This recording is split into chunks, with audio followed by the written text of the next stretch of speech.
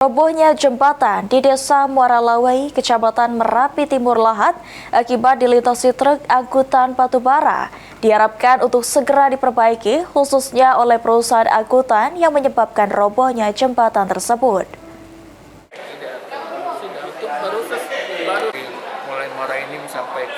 Disampaikan oleh Kepala Dinas Perhubungan Sumatera Selatan, Ari Darsa, jika pemerintah Provinsi Sumatera Selatan meminta agar kasus robohnya jembatan di Desa Muara Lawai, Kecamatan Merapi Timur Lahat dapat dibangun kembali oleh perusahaan seperti halnya robohnya jembatan di Lalan beberapa waktu lalu. Akan tetapi, menurut Ari Darsa, Pemprov Sumsel masih menunggu hasil penyelidikan yang dilakukan oleh pihak kepolisian. Kemarin Pak Gub kan minta ya harus mereka bertanggung jawab dan peduli kan.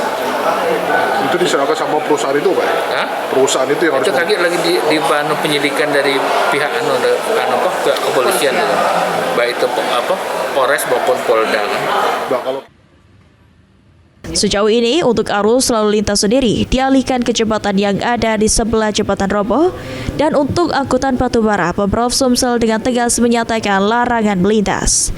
Tim Liputan, PAL TV.